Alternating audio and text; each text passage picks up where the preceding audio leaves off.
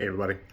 So, this month we're going to be talking a lot about motivation and goals and such like that, IT people aren't supposed to talk about, right? No, we totally are. We totally should be. So, I had a thought this morning I wanted to share with you. This morning, I weighed myself and, to my discouragement, found that my weight has been steadily increasing over the last 2, 3 weeks. And funny thing is, from a traditional standpoint, I would know why because my coach has instructed me to eat more. And so eat more equals weigh more, right? And so the inclination is that I should, if my goal is to weigh less, then I should be eating less, right? Well, that's not necessarily true, first of all. Second of all, the problem is more about how we measure our goals, how we set things that are, whether they're attainable or not.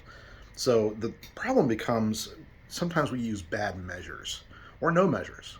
The first structural thing about setting what we call SMART goals is it has to be specific, right? We have to say, okay, we want to lose weight. Okay, well, that's just a general thing that's unachievable because you don't really have a definition of what weight is. So next we say, okay, well, I want to lose 5 pounds this month. Okay, that's at least specific and measurable. That's good, right? But sometimes those even aren't the right measurements. So, for example, with me gaining weight, I started to look at this, and I have the ability to measure this on the watch and whatnot. And so, okay, measure my body composition. It's like what's actually happening here. And what I found is that my fat mass has been going down. Even though my weight is going up, my fat mass is going down. Why? Well, getting swole. Well, not really swole, but you know what I mean. It's building muscle that hasn't been built in a long time.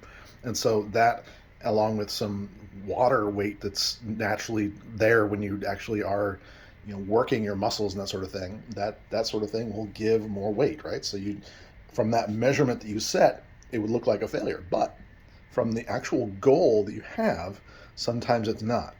So from a fitness perspective, yeah, that's one thing. But what about in IT? What about information technology? So let's say things like this. So let's say that you want to have happier users. Well, happier users, happier than what? What does that mean? So you might say things like, well, we want to have less service desk calls. So we say, okay, that's closer. Maybe we'll say we reduce our service desk calls by 20%. Okay, so that might be a good measure to indicate that people are happier with the changes you're making, that sort of thing. I'm talking with my hands and not really showing you. So the thing is, sometimes those measurements will lie to you though, because sometimes things like service desk calls, users just get used to the way things are and they stop complaining about them. They just go on with their day and they think, oh, it's always going to be like this, and so they don't log tickets for problems because they're just tired of complaining about it and nobody's doing anything. It happens, right? So that's not a good measurement. But there are other things that might be good measurements for the user experience. And there's tools out there. I'm not going to shill for anybody specifically right now, but there are several monitoring tools out there that you can put out there to say, okay, while the user is on the system, we can see certain things about what they're seeing, like login times or how long it takes to launch a program or things like that that are a little bit more detailed, and we can say, okay, what can we do to reduce those times?